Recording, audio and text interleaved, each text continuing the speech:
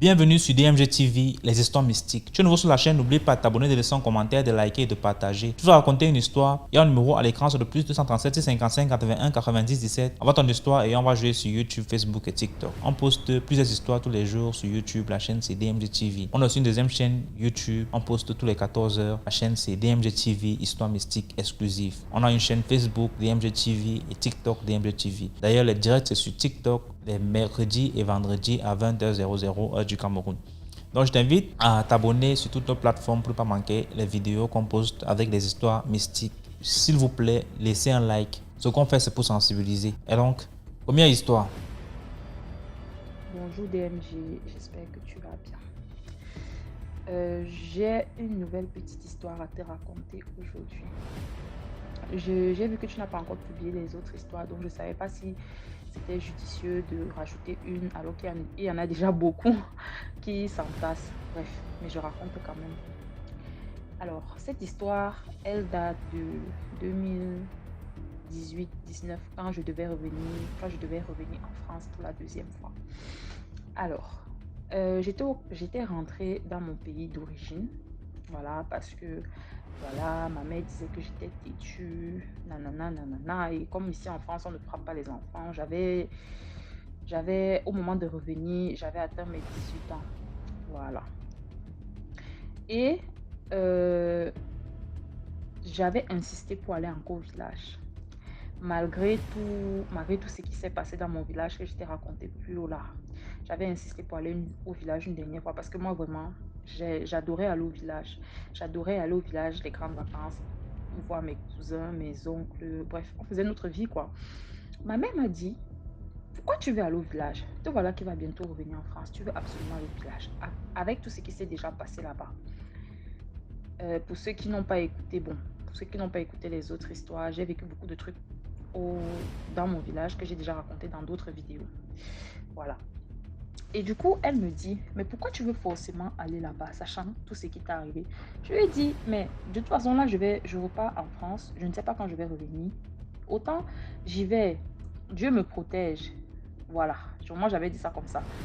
Elle avait dit que je ne pars pas. Mais moi, têtue comme je suis, j'avais tout fait. J'avais appelé toute la grande famille pour dire que non, moi, il veut partir. Nanana. Et finalement, on avait accepté que je parte. J'ai fait mes affaires, je suis arrivée au village, tout se passait bien et tout. Étonnamment, quand je suis arrivée, tout le monde était content de me voir. Tout le monde était content de me voir. Et c'était pas une joie en mode vie. C'est un enfant qui vient au village. C'était une joie comme s'ils attendaient que je sois là. Tu vois. Malgré ma naïveté, j'ai capté ça. Je me suis dit, ceci m'attend. Ça veut dire que, comme on dit souvent, les sorciers savent. Donc, je pense qu'ils savaient que je devais voyager. Tu vois. Ils m'attendaient au tournant que et ils étaient aussi un peu énervés. C'était comme si dans leur tête, ils se disaient elle vient nous défier sur place. C'était un peu ça. Elle vient sur notre territoire, elle vient nous défier sur place. À ce moment-là, je commençais à être dans la prière. C'est donc comme ça que les premières, les deuxièmes semaines se passent bien, ça va, tranquille. Puis un jour, je suis assise devant la case de ma grand-mère comme ça. Parce que dans mon village, à 16h, de 9h à 16h, 17h, les gens sont au champ. Tu vois, ils travaillent toute la journée. Je suis assise avec mes cousines devant la case de notre grand-mère. Voilà, on prépare, on fait des trucs et tout. Et là, il y a un mouton tacheté qui vient devant la case. Parce que c'était ouvert, les cases sont ouvertes. Il commence à nous fixer. Comme je te dis là, il nous fixe. Je vois le mouton, mes cousines voient le mouton, on était 3. On se dit, mais on ne comprend pas. On le chasse, tout mouton qu'on chasse, il va partir. On l'a chassé, on a lancé des trucs. Le mouton est resté placé. Il nous regardait. Et là, j'ai dit à mes soeurs, en fait, nous, on a commencé à rire parce qu'on n'a pas pensé à l'allusion mystique. Dans ma tête, on riait, on se disait non, ça doit être qui a pris l'apparence du mouton pour venir contrôler si on vole la nourriture. On pensait que c'était notre grand-mère, bref, les trucs d'enfants. On se disait non, c'est grand-mère qui a pris l'apparence du mouton pour venir contrôler si on a volé ses bananes parce que ma grand-mère, elle ne voulait pas souvent qu'on prenne ses bananes. Et c'est quand elle allait au champ qu'on profitait, on volait, on mangeait. Voilà. Et on s'est dit ça. Sauf que on chasse le mouton, on vise les trucs au mouton. Le mouton esquive, il est toujours placé, il nous regarde. Et puis, DMG, les yeux du mouton commencent à briller. En fait, c'était comme si ses yeux ont commencé à scintiller. Il nous a fixés. Et puis, il est passé derrière.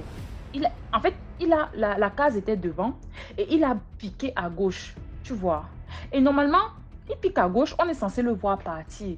On a couru derrière pour voir où le mouton partait. On est sorti. Il n'y avait plus de moutons. Il n'y avait plus de moutons.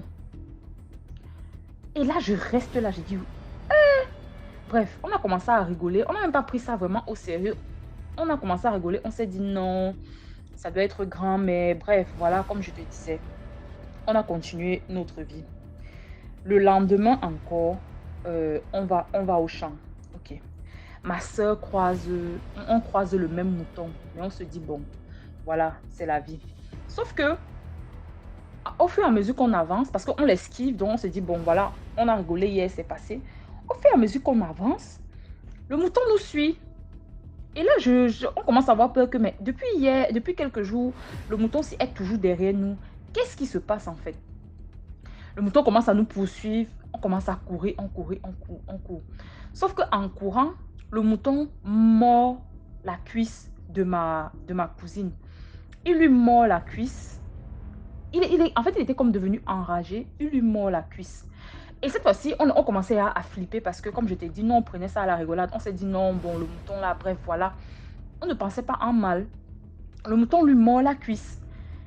Et elle tombe. Elle commence à crier. Oh, il m'a mordu la cuisse, il m'a mordu la cuisse. Moi, je viens. Parce qu'au début, le mouton me poursuivait. Et comme moi, je cours assez vite. Et elle était derrière. Moi, je l'ai dépassée. Et le mouton, en la dépassant, le mouton est arrivé devant elle. Et il lui a mordu la cuisse, en fait. Et dès qu'il a mordu la cuisse comme ça, en fait, j'ai commencé à paniquer. J'ai commencé à dire au nom de Jésus. Au nom de Jésus. J'ai commencé au nom de Jésus. Parce que, en fait, j'ai commencé vraiment à avoir peur. Je me suis dit, hey, cette histoire n'est pas simple. Avec ce qu'on avait déjà vécu là, on a dit que non, on rigolait, c'était la rigolade et tout. Mais là, ce n'est plus la rigolade. J'ai commencé au nom de Jésus. Oh, je tremblais. Ma cousine, on l'avait mordue. Elle était assise, elle pleurait. J'étais là au nom de Jésus, au nom de Jésus. Le mouton m'a fixé. Il s'est arrêté parce que dès qu'il l'a mordu, il l'a contourné et il voulait encore me poursuivre. Sauf que j'ai commencé donc à dire au nom de Jésus et j'étais placée, je le regardais, je pleurais, je tremblais, j'avais peur. Mais j'ai dit que je ne lâche pas. J'ai commencé au nom de Jésus, au nom de Jésus. Dès qu'il a vu que je disais seulement, il s'est retourné, il m'a regardé, il est parti. Dès qu'il part comme ça, je vais au niveau de ma cousine et tout. Je lui dis, mais il t'a juste mordu, tu peux te relever. Viens, on va dire à grand-mère, on attend que grand-mère rentre du champ. On va lui dire. Elle me dit, non, j'ai mal et tout. En fait, elle me dit que la douleur était lacinante. Je lui dis, c'est normal que tu aies mal, mais il t'a juste mordu. Ça devrait aller, non? Elle me dit, elle a horriblement mal. Elle a commencé à crier. Je dis, mais tu cries quoi? Il t'a juste mordu. C'est juste comme si un chien te mord, ça va, non? Elle n'arrivait pas à marcher. C'est donc comme ça que je retourne encore, je cours encore, parce qu'il y avait certains anciens qui ne partaient plus au champ, qui restaient devant leur case. Et je n'ai pas précisé, c'est que, en fait, dans notre village, les moutons, les animaux se baladent en liberté dans notre village. Voilà. Donc, et ils ont une distinction pour dire que ça, c'est le mouton de telle personne et ça, c'est le mouton de telle personne. Voilà. Donc, c'est ceux qui vont être étonnés qu'un mouton se balade comme ça. Il y en avait dans notre village qui se baladaient de part et d'autre, si vous voulez. Voilà. Et c'est donc comme ça que je m'en vais devant la case de la personne la plus proche. Je pars là-bas, j'écris, j'ai dit que j'essaie de raconter vite avec mes mots entrecoupés, en pleurant toujours ce qui s'est passé. C'est comme ça que le vieux se lève, il avait son ça, bref, il avait un truc en main, il vient, il constate et on lui explique la situation. Il me regarde, il dit, il commence à me dire, on t'avait demandé, ta tante t'a demandé de rester en ville. Ta mère et ta tante t'ont demandé de rester en ville. Tu es venu ici au village. Voilà maintenant, c'est toi qui veux. Et voilà maintenant qu'il y a des dommages collatéraux.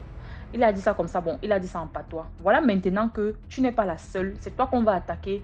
Mais vu qu'ils ne peuvent pas t'avoir, il y a des gens qui se mettent en travers de leur chemin. Maintenant, ils attaquent tout le monde. Qu'est-ce que tu es venu faire ici? qu'est-ce que tu es venu faire ici? Tu n'étais pas censé venir ici. Il commence à me gronder, gronder, gronder. Je commence à pleurer. Je dis, mais je voulais voir mon village avant de voyager. Déjà, dans ma tête, je me suis dit, mais comment il est au courant que je voyage? Parce que c'était vraiment un secret que personne ne devait savoir. Moi, quand j'étais venue au village, j'ai fait comme si de rien n'était. Je savais que je venais au village et dès que je remontais, je voyageais. Personne n'était au courant. Mais la façon dont il parlait, il avait l'air d'être au courant. Et moi, j'ai commencé à dire, oui, mais moi, je voulais voir mon village, je voulais voir la tombe de mon grand-père, parce que mon grand-père était déjà mort, je voulais voir la tombe de mon grand-père. Patati patata. Il dit, oui, mais ton grand-père est mort depuis longtemps. Tu vois souvent sa tombe. Tu ne connais pas le danger que tu cours ici. Tu sais ce qui est déjà arrivé ici, là. Mais tu es venu. Bref, aide-la à la soulever. On va l'amener devant ma case. Comme j'avais dit, on avait un homme qui était un peu vieux, là, qui était guérisseur. Bon, nous, on l'appelle Alain Mimbou. Voilà, donc, on l'a donc amené chez le Alain Mimbou du village et tout. Quand on est arrivé avec elle là-bas, tout ça s'est passé en l'espace de 1 heure, 2 heures. Puisqu'on était les derniers à aller au champ, on s'était réveillés à peu près tard. Donc, on était les derniers à aller vers 10 heures et les autres étaient au champ. À part, comme je disais, c'est un vieux qui n'y vont plus. Et c'est donc lui. Et le Alamumbu, lui, il n'y va pas. Donc, lui, quand il faut ces remèdes-là, il a son fils. Il a son fils, son petit-fils qui sont là. Et qui vont lui chercher les trucs dont il a besoin, en fait. Quand il nous soigne, quand on le consulte et tout, il est là. Donc, on l'a amené là-bas avec le vieux et tout. J'ai expliqué la situation et tout. Il a dit, montrez-moi sa cuisse DMG. J'avais mis à oublier cette affaire. On soulève la cuisse parce qu'elle avait les bingulba. On appelle les bingulba, c'est les habits de champ. Elle avait un long kaba comme habit de champ en fait. Voilà. Avec un coulant déchiré en bas. Quand on a soulevé le kaba, hey, Seigneur Jésus, le truc, en fait non, j'avais l'impression que ses dents avaient traversé sa chair. C'était pas une morsure normale, c'est comme si ses dents avaient traversé sa chair. Ça avait fait un... Je ne saurais pas vous expliquer les amis, je ne saurais même pas comment vous expliquer, mais c'était atroce à voir. Et je me suis dit, c'est seulement la morsure du mouton là comme ça. C'était devenu violet. C'était comme si ça commençait déjà à pourrir. Ça avait grossi. Une espèce de lymphe était dessus. J'étais même dépassée. Je me dis, mais le truc, ça vient de se passer. C'est déjà à cet état. On dirait que c'est un corps. On dirait que c'est quelque chose qui est en train de pourrir. En fait, j'étais même dépassée par la situation. Alain Mimbou, on l'amène donc. On la pose et tout. Il va derrière. Il a pris les trucs là-bas. Il a mis sur la plaie, il a commencé à parler. On m'a demandé de sortir, donc moi je suis sortie. Il a commencé à parler là-bas. Il a mis les trucs sur la plaie, il a mis. Il m'a rappelé, il m'a dit, on va attendre ici jusqu'à ce que tes gens viennent. Parce que comme je disais au village, j'étais avec une de mes tantes, son mari, ma grand-mère aussi. Elle était déjà au village. Malgré qu'elle était aveugle, on l'amenait quand même au champ. Donc ma grand-mère n'était même pas là. Du coup, quand je suis donc revenue, quand ils m'ont fait sortir, il a fait ce qu'il a fait, que je suis revenue, elle était un peu plus calme parce que ça lui faisait mal et elle criait. On est donc venu nous trouver là. Quand ils sont donc rentrés du champ, parce qu'on est resté là, on ne de pas bouger. On est resté là, on a attendu. Hein. On a dépêché quelqu'un d'aller ramener ma tante qui était au champ et tout, le temps qu'ils arrivent et tout. Ils sont venus trouver ça. On est entré avec ma tante à l'intérieur, on nous a laissé dehors et tout. Le savon qu'on m'a passé, on m'a passé un savon.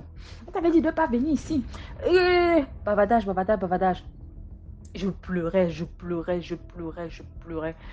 La lame Iboula m'appelle et me dit, tu as la chance que le mouton a mordu ton ami et il ne t'a pas mordu. S'il t'aurait mordu, tu serais morte. En fait, tu n'aurais même pas fait la nuit, tu serais morte. Je lui dis, pour une simple morsure. Dans ma tête, j'étais encore embrouillée. Je lui dis, mais pour une simple morsure, je vais mourir. Et il me dit, tu fais comme si tu ne comprends pas. Mais tu sais, tu as vécu beaucoup de choses ici. Là, je t'ai vu. Beaucoup de choses se sont passées dans ce village. Je t'avais soigné la dernière fois. Quand l'histoire avec ta mère était arrivée. Tu as déjà vécu beaucoup de choses dans ce village. Et tu fais comme si tu es encore ignorante. Tu es déjà en train de grandir. Il m'a parlé. Il me dit, je vais te faire, maintenant, on va faire ceci. Je vais te faire un bain et tu vas prendre tes affaires, tu vas rentrer en ville. Tu ne reviens plus ici jusqu'à ce que tu voyages. Tu ne viens plus ici. Tu prends tes affaires, tu prends tes affaires. Les gens vont rentrer du champ. Ils ne doivent pas te trouver ici. Tu prends tes affaires, tu prends la première voiture, tu rentres en ville et tu ne reviens pas. Tu ne reviens pas. Je pleure, je demande les excuses. Je demande les excuses. Je dis, j'ai été bête, je pleure. Bref, tout le tralala et tout. Ma tante est d'accord. Du coup, on va me préparer et tout. Moi, je lui ai dit, gars, moi, je ne veux pas ton bain. Le Seigneur, parce que moi, je lui ai dit, expliqué ce qui s'est passé. Je lui ai dit que c'est parce que j'ai dit au nom de Jésus que le mouton là s'est retourné. Il m'a dit, d'accord, si tu ne veux pas mon bain, d'accord. J'ai fini de prier, j'ai demandé pardon à Dieu de ne pas l'avoir écouté. J'ai fini de prier, j'ai fini de faire tout ce que j'avais à faire. On a fait mes affaires et tout. J'ai seulement pris mon téléphone et une tenue que j'avais prié dessus. J'ai tout laissé au village. On m'a dit, tu laisses tout, on va brûler. On a brûlé toutes les affaires que j'avais. On a tout brûlé. Je suis seulement partie habillée avec mon téléphone. Je n'ai rien emporté. J'ai dit au revoir et tout, nanana. Le même jour, mon ami et tout, je lui ai dit au revoir, je me suis excusée, nanana, tout ça est passé. Et c'est comme ça que je suis rentrée en ville et que plus tard, j'ai voyagé. Mais cette histoire m'avait traumatisée. Traumatisée. J'espère que je n'ai pas oublié des détails, que je n'ai rien oublié parce que ça fait quand même longtemps. C'est depuis 2016-17, donc ça fait longtemps. Si j'ai oublié des détails ou si j'ai mal raconté, veuillez m'en excuser. Mais je crois que j'ai dit l'essentiel. Donc voilà. Merci DMG. Likez, commentez et partagez. Et puis, bye. Merci beaucoup pour l'histoire. Maintenant, on passe à la deuxième histoire. Salut DMG, salut à toute la famille DMG. J'espère que vous allez tous bien et moi je me porte bien. Moi, je voulais vous raconter une histoire et donner aussi quelques conseils à tous mes frères et mes soeurs qui m'écoutent à travers le monde entier. Donc, parfois, je ne dors pas bien la nuit, le genre, la nuit comme ça, dès que je me couche, je veux dormir. Ça commence toujours à partir de minuit que ça commence.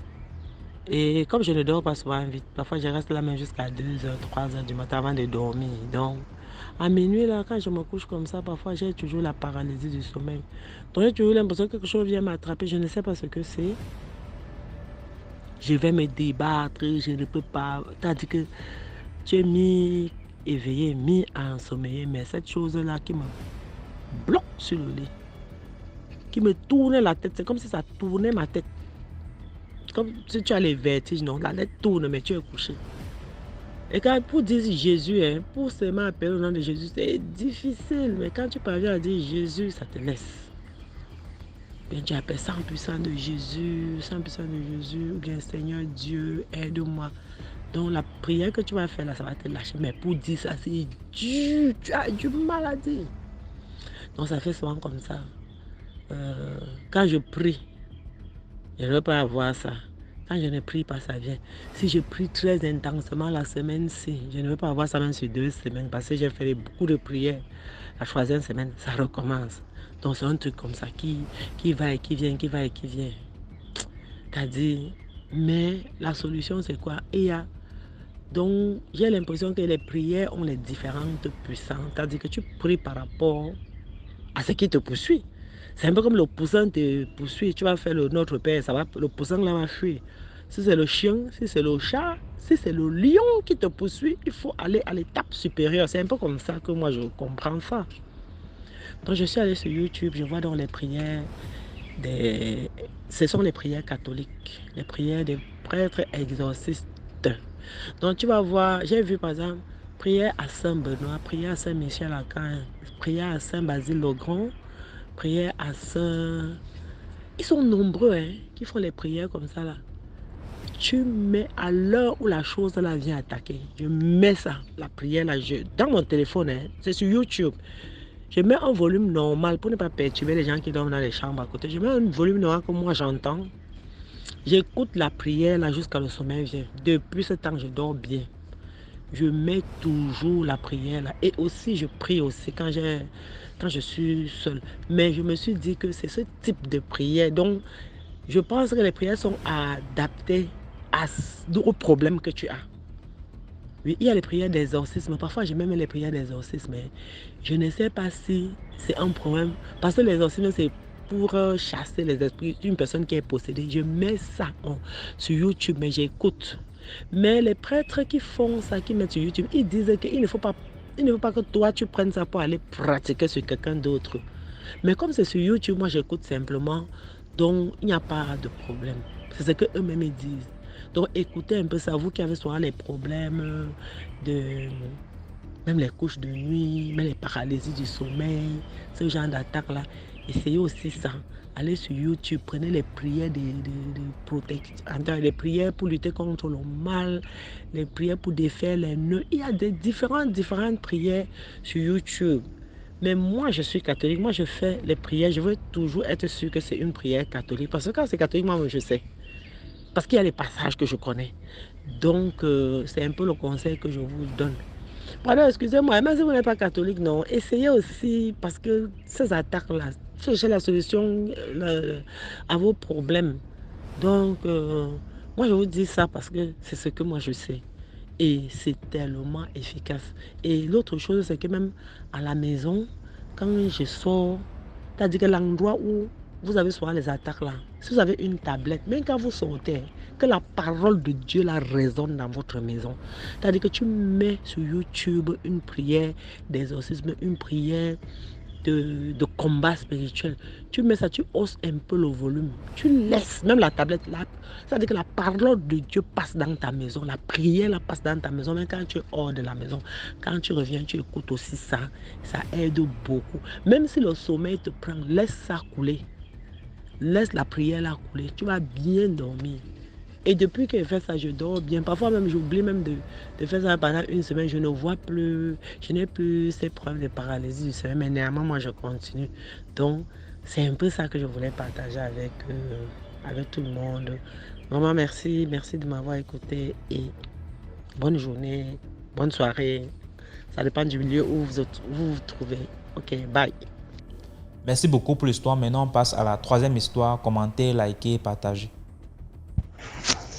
Bonsoir, monsieur DMG. Vraiment, ça fait un bail. J'ai tellement d'histoires que je ne sais même pas par quelle commencer. Parce que les histoires de la Côte d'Ivoire, pour le Nigeria, là, je vais en venir. Parce qu'il faut que je finisse des histoires de la Côte d'Ivoire aussi, ce qui s'est passé à ma présence. Et puis bon. Bon, le titre des histoires. L'autre, c'est génie femme. Bon, génie femme, parce que je ne sais pas comment on appelle une femme génie en anglais, en français, pardon. Génie femme qui tue un humain. Parce que l'humain était tellement mystérieux qu'on n'arrivait pas à comprendre. C'est un homme. Attends, je vais continuer avec l'histoire en même temps. C'est un homme on ne sait pas comment ça s'est passé. En ce moment, moi, j'avais 12 ans. Donc, c'est comme ça, le monsieur, s'il passe dans la brousse, c'est-à-dire que tu vas voir que la brousse est en train de... C'est comme s'il y a extraordinaire, c'est-à-dire que un vent extraordinaire qui se passe dans la brousse. Et c'est les génies qui sont en train de courir. Parce que le monsieur, on ne sait pas où il a eu sa force, mais Dieu l'a donné une force qu'il peut frapper les génies. C'est-à-dire que quel que soit le génie, il peut le frapper. Donc il frappe, c'est-à-dire qu'il frappe. C'est un homme qui peut venir, il peut te dire, bon, lui, il peut venir avec 5 kilos d'or. Et c'est les génies, il va dire aux génies qu'il a besoin de 5 kilos d'or. S'ils veulent qu'il les laisse tranquilles, lui l'envoie. Eux, ils n'ont qu'à se concerter pour le donner au moins 5 kilos d'or. Et puis il vient avec ça. C'est un homme il était tellement, c'est-à-dire que quand tu le vois, il n'est pas baraclé, c'est-à-dire que c'est un homme qui était très très très mince. Il était mince comme moi-même que je suis. Il était mince, mais grand détail, il était vraiment géant. Au moins, on peut dire qu'un mètre 80, 1m80, 2 mètres. C'était un homme qui était très géant, mais il était très mince. Mais il frappait tous les génies, quel que soit le génie. Quel que soit le génie. Donc quand il passe dans la brousse, comme ça, il va dans la brousse, il passe, tous les génies fuient, tous les génies, quel que soit le génie. Donc c'est comme ça le monsieur, il faisait. C'était dans mon village. Je peux même vous dire le nom du village. Le village s'appelle, bon, Dangbanou.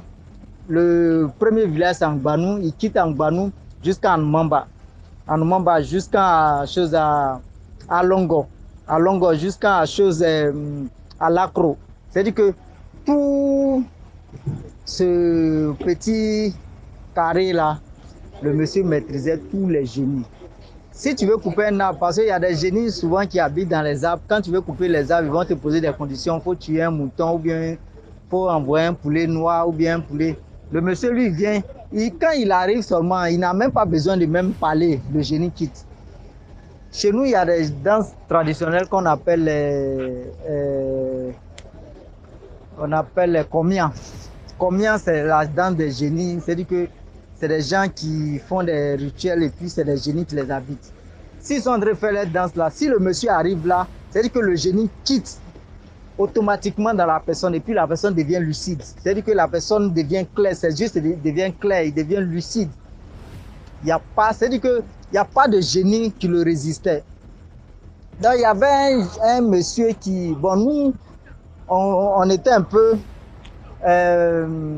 hésitant.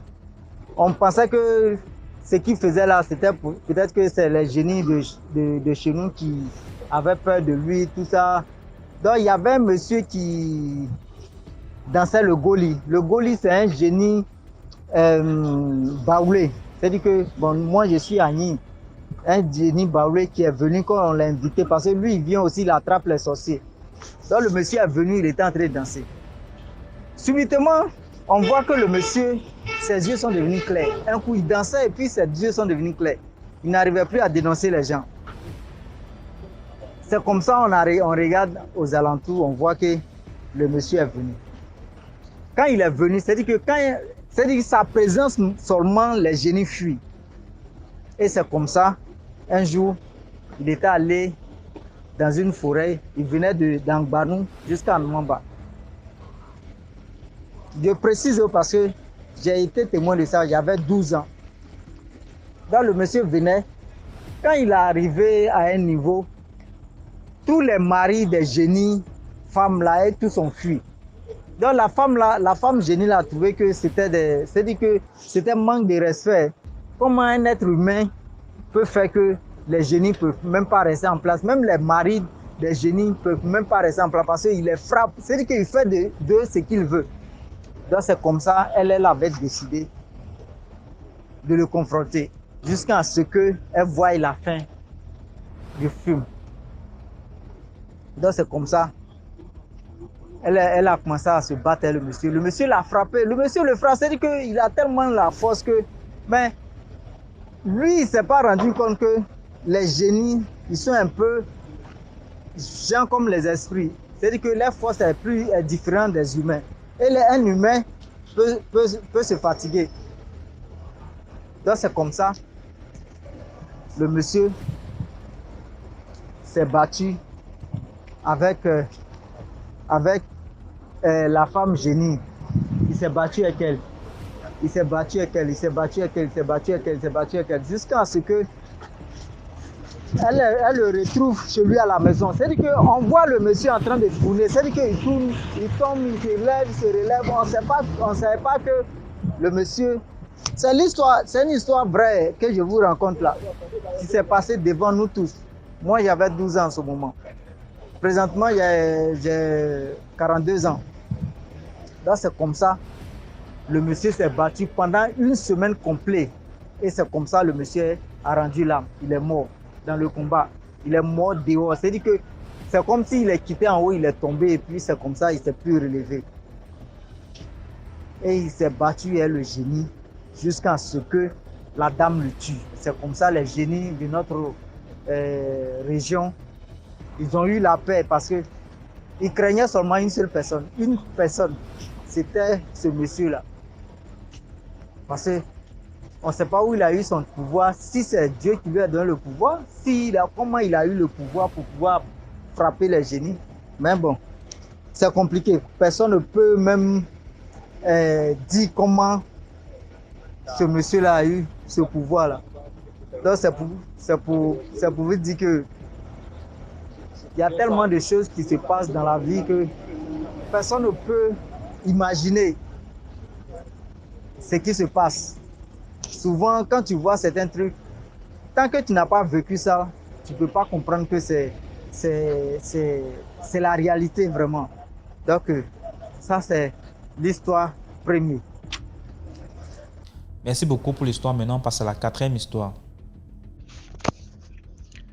Bonjour, je suis Patin Niro. J'ai dit père de famille, marié. Et quand je suis tombé sur votre émission, je me suis dit, tiens, voilà l'occasion d'en parler et peut-être interpeller les uns les autres face aux actes que nous posons dans la vie.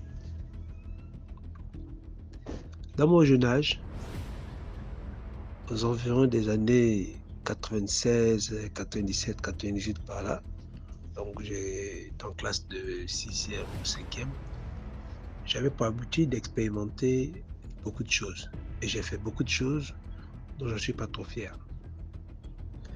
Et mon expérience qui m'amène à vous expliquer ce que j'ai vécu, c'est où j'étais allé un peu plus loin.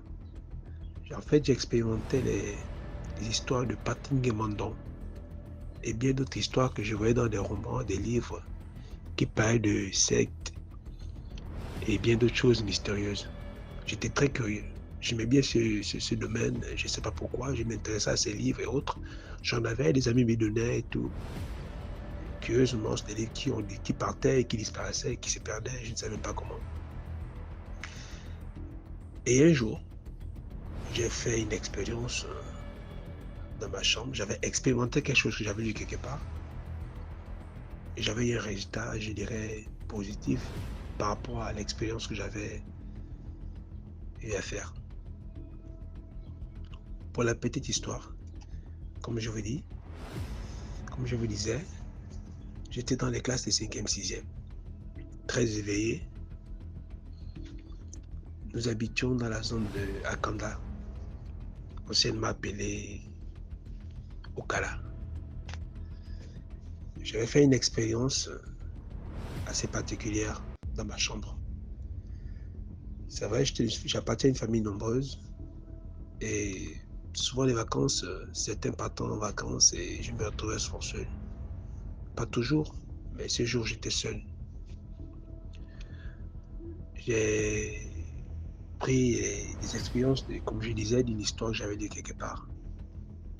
Je suis allé à la plage en après-midi, un peu tard, autour de 17h, 18h. J'ai fait des incantations selon le rituel qui avait été dit dans le livre que j'avais lu. J'ai fait des offrandes à la plage et je suis reparti dormir. À ma grande surprise, j'ai eu un sommeil tellement profond, je ne sais pas pourquoi. Et je me suis réveillé, comme disaient mes parents, 2 jours après. Donc j'ai fait le rituel le vendredi. C'est le lundi matin, on va dire le dimanche matin, voilà, que je m'étais réveillé. Et mes parents ne se sont même pas rendus compte que je dormais, tellement de nombreux, ça bougeait. Je me souviens plutôt si mes parents étaient là ce jour-là. Quand je me suis réveillé, j'étais tellement épuisé, je n'avais aucun souvenir de ce que j'avais rêvé, bien, où j'étais allé. Alors c'était un sommeil vraiment profond. Il est 17h. Je me dis, bon, je suis toujours dans mes expériences, dans l'appétit, la curiosité de mes expériences. Je suis dans mes lectures, des choses mystiques. J'écoute les histoires des Patin Guémandon, très fanatique à l'époque. Et j'ai refait encore mes expériences. Maintenant, cette fois-ci, c'était dans ma chambre. J'avais tracé un triangle au sol avec des cercles où j'ai mis des bougies, toujours dans mes expériences, parce que je voulais vraiment vivre, je voulais voir, j'étais tellement curieux, sans crainte bien sûr, de savoir si vraiment ces rituels dont on parlait dans les livres et autres étaient réels. Alors j'ai tracé sec dans ma chambre au sol. Je crois que j'avais fermé la porte. J'ai fermé la porte. Notre porte ne se bouclait pas. On la fermait seulement puisque papa pouvait avoir accès quand il voulait, maman, les autres aussi, voilà. Mais je pense que ce jour, on n'était pas, j'étais seul à la maison. Il était 17h, les tout est sorti. Je crois que j'étais seul. J'ai mis le cercle au sol. Il est pratiquement autour de 17h, 18h. J'ai pris les bougies, j'ai fait mes incantations. Et brusquement, je me suis senti étourdi. Pendant que je faisais les incantations, j'ai cru qu'on perde connaissance. Je crois que c'est l'expression que je peux utiliser aujourd'hui. Et quand je me suis trop allongé, quelque chose m'a plaqué sur le lit. En fait, une force dont je ne pouvais pas décrire. Quelque chose m'empêchait. Je n'avais pas de force pour me permettre de me lever, bouger. J'étais comme plaqué sur le lit. Et j'ai commencé à voir le sang couler sur les murs de la chambre. J'étais plaqué, incapable de faire un mouvement. J'ai vu le sang couler sur les murs de la chambre. Le sang, la température a commencé à changer dans la chambre. Il faisait comme si c'était autour d'un feu de bois. Il y avait la chaleur qui m'envahissait, qui envahissait une grande chaleur qui envahissait la chambre. La lumière s'est arrêtée. Je crois que la lumière est allumée. Ouais, s'est arrêtée. Et puis, le sang descendait comme avec des flammes, comme si le mur brûlait. Comme si le sang se consumait, voilà, impossible. Le sang se consumait, mais ça ne brûlait pas le mur. Ça envahit complètement la chambre. Ça coulait du plafond sur les côtés. Et donc, tout le plafond était devenu rouge de sang. Je crois que c'était du sang, puis c'était rouge. Mais ça brûlait. C'était du sang vraiment qui se consumait. Ça a comme envahi toute la pièce de la chambre. Et quelque chose m'est apparu. Alors là, c'était vraiment je vais dire le sommet de mon expérience. Une forme humaine m'est apparue. Mais ce n'était pas le visage d'un homme, c'était l'apparence physique d'un homme. J'ai pu voir des cornes sur la personne qui est apparue. J'ai pu voir la main parce que je crois qu'il est apparu. En fait, il est apparu, il n'a pas parlé, quelque chose, ça a apparu. Il avait la forme de, je veux dire, de la tête un peu comme d'une vache, avec des grandes cornes. Les pieds, je crois que ça avait la forme de cheval. J'ai toujours cette mémoire, cette image en tête. Ça a paru, c'était tout noir. À peine si je pouvais voir les yeux qui étaient rouges, je crois bien, c'était rouge de sang ou je ne sais pas trop comment. Ça m'a regardé et j'ai paniqué. J'ai commencé à crier, je ne sais pas quelle force, le bras a quand même pu s'élever, ça tapait un peu sur le mur, les pieds ont réussi à taper, mais ma voix pouvait sortir que je criais. Je crois que je criais. J'étais en train de crier, je hurlais, et puis j'écoute comment mon père, je crois, voilà, papa était là ce jour-là. Il a tenté, je crois papa qui essaie d'ouvrir la porte était comme verrouillée ce jour. Il s'est battu pour l'ouvrir. Je crois qu'il a dû foncer la porte. Je ne sais pas si c'était des pointes qui retenaient la porte ou je ne sais pas trop quoi, quelque chose. Quand la porte, on sait que cette porte ne se bouclait pas. Il a défoncé la porte. Dès qu'il est rentré, tout est brusquement redevenu normal. Mais j'ai transpiré à grandes gouttes. Il m'a dit, mais qu'est-ce que tu cries comme ça? J'ai pétrifié, j'ai dit, non, rien. Oui, mais tu cries, quoi. Et puis il me touche, il dit, mais tu es malade? Bon, je suis là, je vais dire comment, tétanisé par ce que je viens de vivre et tout le reste. Je laisse papa dans son commentaire, je suis jeune, il dit ce qu'il a à dire. Pour lui, il estime que je suis malade, voilà, que j'ai fait une fièvre, j'ai fait un cauchemar dans une fièvre. Je ne me rappelle plus de l'heure qu'il faisait quand ça s'est produit. Je n'ai même pas cherché la montre. Et puis, papa a dit, j'imagine, il me dit, bon, attends, je te prends un médicament. Je dis, non, papa, je vais sortir de la chambre. Je vais au salon. Tu dis, ça va aller. J'ai dit, non, je vais marcher, je vais au salon. Et il m'a accompagné jusqu'au salon. Je me suis assis, il a pris la serviette pour me suer. Je transpirais comme quelqu'un qui sortait d'un sauna. Mouillé de transpiration. J'étais conscient de ce que j'avais fait ce jour. Je savais ce qui m'était arrivé. Je ne pouvais pas dire la vérité à mon père. Parce que moi-même, j'avais voulu vivre cette expérience. Mais ce que j'avais vu était au-delà de mon entendement et de mon imagination. Bon. Et par la suite, je crois que les vacances étaient proches de fin d'année, on était déjà à la fin d'année. Les vacances arrivent, on part tous au village. Tout se passe comme tout se passe normalement et autres au village. Ce que j'ai dû remarquer, c'est qu'il était facile pour moi d'avoir de l'argent. Je crois bien 2 semaines après. Il suffisait de penser que l'argent est quelque part. Mais ce n'était pas des grosses sommes. J'étais petit, je n'avais pas demandé 1 million ou 100 000 francs, non. Il suffisait de moi de penser à 2 000 francs ou 1 000 francs, et je trouvais ça à l'endroit où je voulais. Il m'a suffi d'imaginer que j'ai 1 000 francs dans mon sac quand j'aimais, j'avais 1 000 francs dans mon sac. Il suffisait d'imaginer qu'il y avait 1 000 francs sur la table, quand je rentrais, je trouvais 1 000 francs sur la table. C'est-à-dire que mon imagination était focalisée sur les petites sommes d'argent que je retrouvais facilement. J'ai jamais dit ça à mes parents. J'ai commencé à pratiquer la petite magie, je ne sais pas si c'est ce qu'on appelle la magie blanche.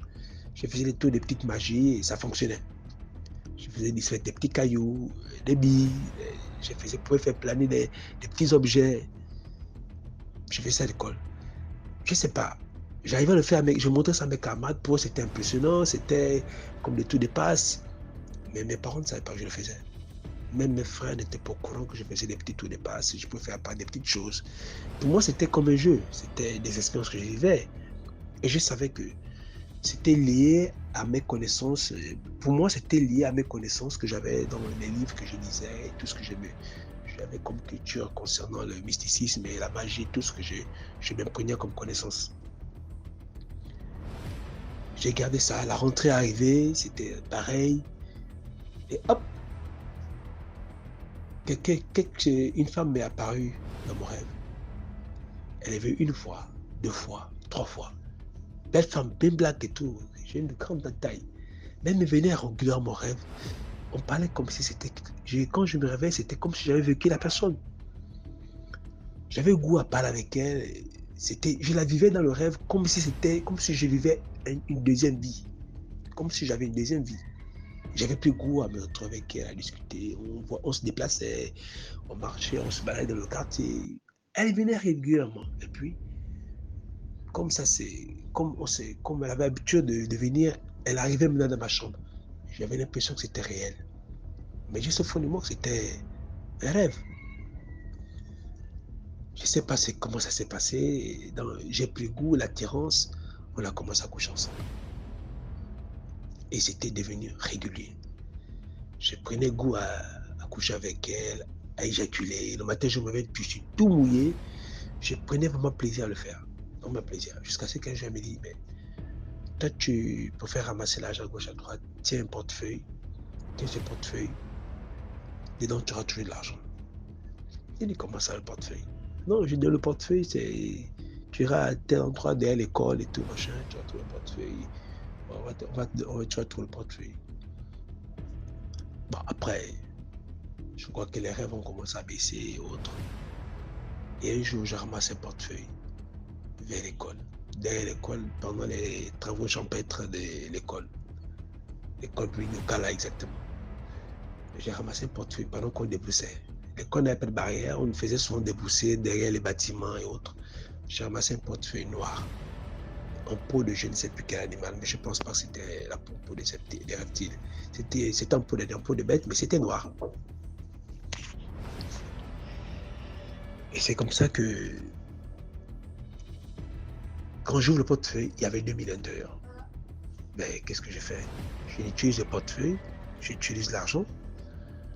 Je garde le portefeuille à la maison. Le matin, je me réveille. Quand j'ouvre le portefeuille, il y a 2 000 dedans. Je ne me pose pas de questions. J'utilise l'argent. Moi, je me dis, bon, c'est de la chance qui me souille à chaque fois. Et j'avais remarqué qu'à chaque fois que je gardais ce portefeuille, puisque le portefeuille a duré avec moi, à chaque fois que je l'ouvrais chaque matin, il y avait toujours 2 000 francs dans ce portefeuille. Je crois que je l'ai gardé pendant 3 mois. Non, toute l'année, je l'utilisais. Mais je n'avais jamais dit ça à mes parents que j'avais un portefeuille où je retrouvais 2 000 francs chaque fois.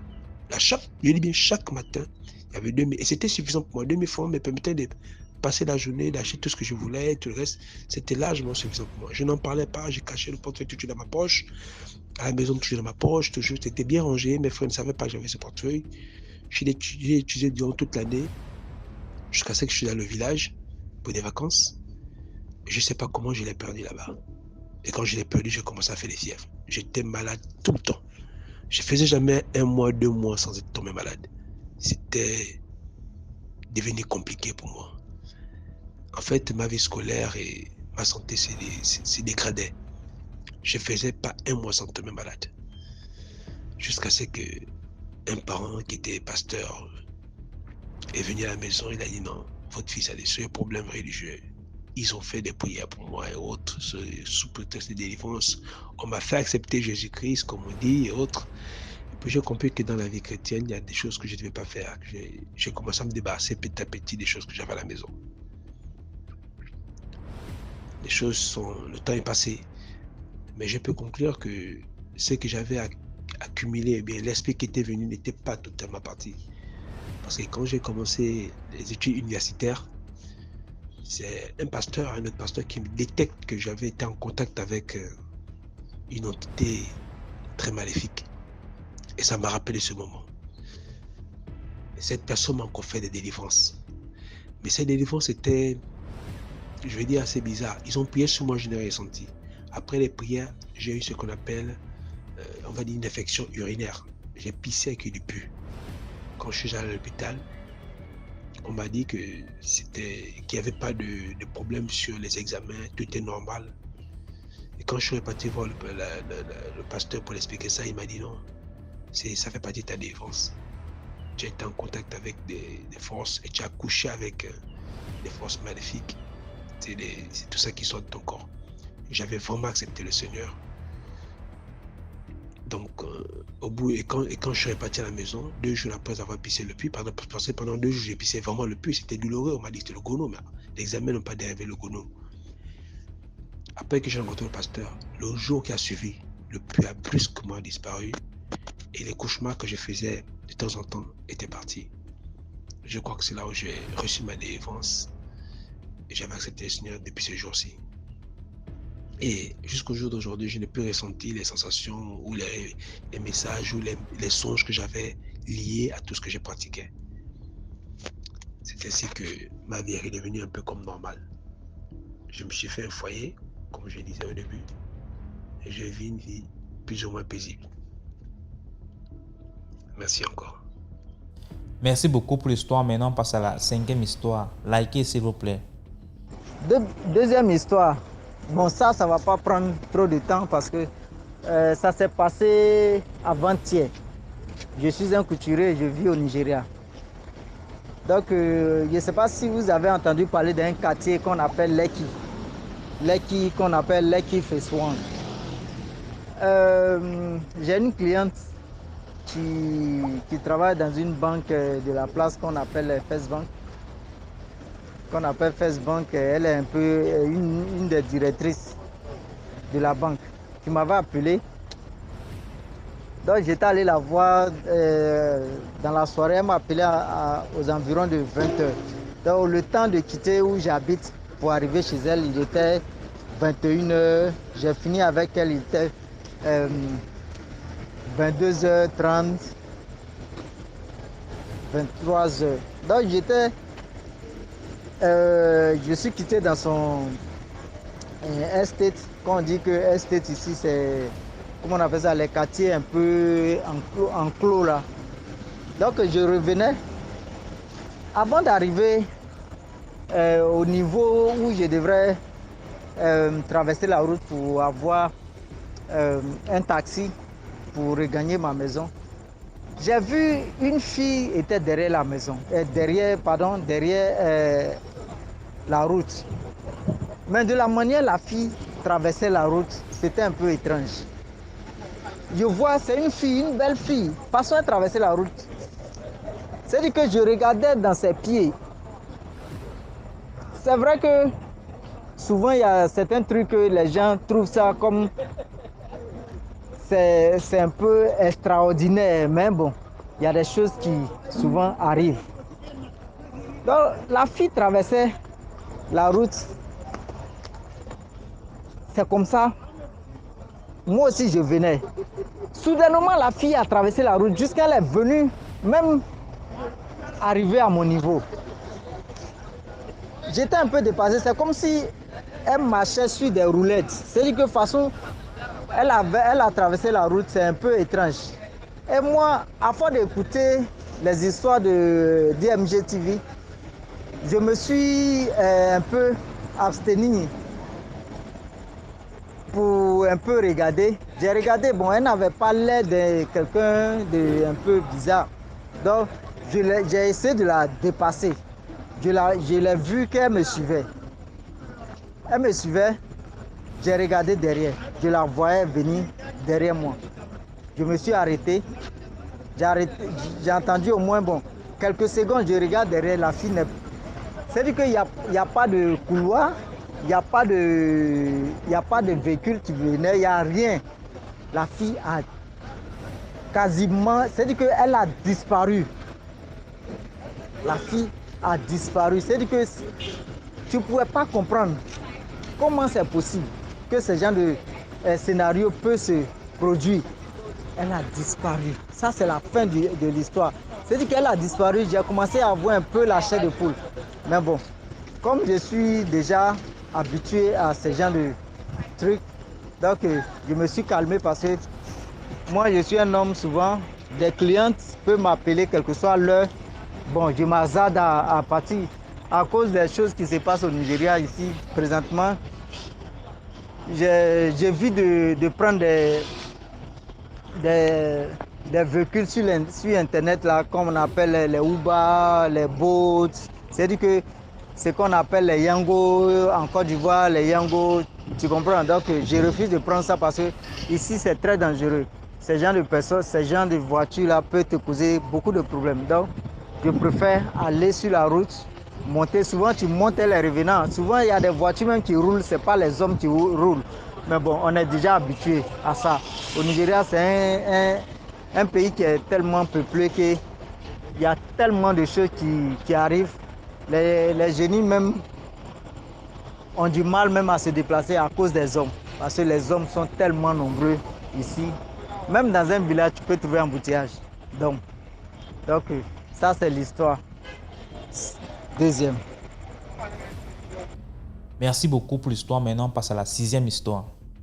Bon, je vais encore vous raconter une autre histoire. Ça se passe quand on était tout petit là. On était encore à l'école d'initiation. On appelle ça quoi, la Silet. Et mon frère était au CP. Mon grand frère était au CP. CP2. C'est la classe qu'on dit cours préparatoire. Voilà. Donc on était dans un quartier comme ça. Après nos voisins et moi. On était dans un quartier, bon, vous voyez le style de quartier, les maisons sont comme ça, face à face, il y a la route au milieu comme ça. Donc, la maison d'en face, pas directement en face de nous, tu décales un peu en bas. C'était le monsieur qui était là. C'était un grand commerçant, il était mort. Donc c'était à l'époque là où les gens, on faisait qu'il n'y avait même pas de morgue. On formalisait seulement les cadavres et on les laissait souvent 2 jours, maximum 3. On fait souvent 2 jours. Donc tu meurs aujourd'hui, demain on t'enterre. Le jour, le type est mort. Les gens étaient là, oh, les gens pleuraient. Il y avait beaucoup de monde. Et nous, on allait à l'école au matin, on revenait. Le temps, on faisait quoi, plein de temps. On partait au matin, on partait le soir. On fréquentait la mission catholique de Mokolo à l'époque. Voilà, donc mon frère qui vient. En fait, on est là à la maison. Quand on vient là, notre mère nous accueille. Après, on a les mamans, elle part au deuil, elle reste la nuit. Quand on rentre le soir, là, dès qu'on finit les devoirs, tout, on dort déjà, elle quittait pas, on reste à la maison, on avait peur. Et c'est comme ça alors que, je crois que c'était le 2e jour que le type là était mort. 2e jour, ma mère quitte encore le soir, comme ça, elle part au lieu du deuil, nous laisse à la maison. Nous, on s'est couché dans la chambre, on avait toujours peur. Après, mon frère dort. Maintenant, il fait un rêve que le type qui est mort là est venu vers lui. Et le type là voulait l'attraper. Il s'est mis à fuir. Le type le poursuivait dans les rêves. Hein. Le type l'a poursuivi. Comme nous on habitait, à l'époque là, c'était là où il y a le marché de Mokolo. On allait détruire. C'est déjà tout cet endroit là, il y a le marché. À l'époque, il n'y avait pas encore le marché à cet endroit là. Le marché était de l'autre côté. Donc, il s'est mis à courir. Il a traversé la route là, la route de Mokolo, Madagascar là. Il a traversé la foncé vers la mission catholique de Mokolo. À l'époque, là, on enterrait encore les gens au cimetière de la mission catholique. Parce qu'il y avait l'église, l'école, le cimetière. Donc, il dit que dans le rêve là, il s'est dirigé vers son école. Et vers le cimetière de l'école en courant. Et le type là était derrière lui, le type qui est mort là, non. Le type le poursuivait. Quand il est arrivé, maintenant au niveau du cimetière là, il commence à voir les tombes et les salles de classe sont de l'autre côté. Le type là voulait le toucher comme ça. Parce qu'il avait un habit, comme il courait dans le vent, soulevait un peu l'habit derrière. Le type là un peu frôlait son habit comme ça, il s'est réveillé. Quand il s'est réveillé en sursaut, il s'est levé du lit comme il était un peu affolé. Et ma mère était déjà là. Ma mère lui demande qu'est-ce qui se passe. Il dit à ma mère que je viens de faire un rêve. Il était tout apeuré. Ma mère dit que c'est quelle qualité de rêve. Tu n'as jamais fait de cauchemar. À ce que je sais, jamais. Ça, c'est quel genre de cauchemar. Il raconte à ma mère tout ce qui s'est passé. Ma mère dit quoi? Hey. Ma mère commence à parler. Oh, là où je suis, je ne suis pas sorcière. Je ne dois rien à quelqu'un. Je ne provoque pas les gens. Je n'attaque pas les enfants des gens. Je ne tue. Je ne sais pas ce que le type, c'est si tu es mort, tu meurs, ta mort doucement, ne viens pas t'acharner sur mon fils. C'est quoi ça? Ma mère qui dit à mon frère. Je commence à rigoler. Ma mère me dit que si tu rigoles, je vais te casser la gueule parce que ma mère était tellement affolée et je ne l'avais jamais vue dans cet état. Et ce qu'elle disait. Elle a tenu la main de mon frère. Elle dit à mon frère que on va partir là-bas. Comme on avait installé le corps du type au salon. Elle dit on rentre là-bas. Je te tiens par la main et on sera en face de son cadavre. Mon frère qui dit que j'ai peur, ma mère dit jamais, on va partir. Et dans ton cœur, tu vas lui dire, ne parle pas parce qu'il y a les gens. Dans ton cœur, tu vas dire, moi, je vais aussi parler dans mon cœur. Tu vas lui dire que je ne te connais pas. Si tu es mort, tu passes ta route doucement. Ne viens plus dans mes rêves. Ne viens plus dans mes rêves. Ne viens plus m'importuner. Je ne te connais pas. Nous sommes simplement les voisins. On n'est pas de la même famille. On n'avait jamais eu de problème. Que ce soit avec moi, un enfant, que ce soit avec mes parents. Ma mère dit, tu as compris, oui. Ma mère lui dit, répète un peu. Il répète. Ma mère dit, non, tu vas dire comme ça. Donc, ils ont fait une espèce de, comment on va dire, le coaching, un petit coaching. Tu vas parler comme ça. Quand il avait bien parlé, ma mère dit, ok, allons-y. Ils sont partis. Se placer devant le cadavre, là, ma mère tenait sa main. Je ne sais pas si les gens, comme il y avait aussi beaucoup de gens au deuil, mon frère a parlé dans son cœur comme ça. Après, il fait seulement, quand ma mère a estimé que le temps qu'il a parlé, bon, certainement, il a fini de parler. Elle est sortie, ils sont rentrés à la maison. Et nous, on a commencé à dire à notre mère que non, quand tu parles là-bas, nous, on a toujours peur. Donc, ce qui fait qu'on dormait toujours avec elle. Elle dit que vous avez peur de quoi? Elle dit que non, tu pars toujours la nuit, au deuil, tu nous laisses ici, nous, on a toujours peur. Donc, et puis, ça s'était arrêté comme ça. Donc, on ne sait pas. Est-ce que c'est parce que mon frère se faisait les idées? Est-ce que c'est que, je ne sais pas. Bon, bref, ça s'était arrêté. Il n'a plus eu ça. Oui. Et mon frère, là, je ne sais pas quel genre de personne il est. Parce que dans son enfance, il avait tous les problèmes avec ce genre de choses. Oui. Les personnes qui sont décédées là, on est même, nous, mes parents l'éloignaient même parce qu'après, il avait toujours les dérangements. Il dit qu'il voit les gens, il fait les... Bon, bref, c'est comme ça. Voilà, donc c'est... Moi, je pense que quand on a les petits enfants comme ça, non, quand il y a peut-être deuil dans l'environnement, il faut peut-être rester aussi avec les enfants. On ne les laisse pas seuls. Et que les parents prient même, ils restent avec les enfants. Il faut partir le jour. Quand la nuit tombe, les enfants ont peur, il faut rester avec les enfants. Bon, c'est vrai qu'aujourd'hui, ça a changé. C'est un peu comme avant, là, qu'on installait les corps au salon, tout ça. Mais si ça arrive encore peut-être dans les villages, les lieux reculés, on ne va pas à la mort, vraiment, parents, restez avec vos enfants. Vous partez en les deux, les enfants ont peur. Qu'est-ce qui se passe? Est-ce que l'enfant, c'est un simple rêve, c'est un rêve compliqué? Dieu seul sait. Donc voilà un peu ce que je voulais partager avec vous. Sur ce, je vous dis au revoir et merci d'avoir écouté. Bye. Voilà, c'est tout pour aujourd'hui. J'espère que vous avez aimé la vidéo d'aujourd'hui. Commentez, likez, partagez. Si Tom Chenezou a raconté, envoie ton histoire numéro à l'écran. On se prend demain pour une autre vidéo. Ciao.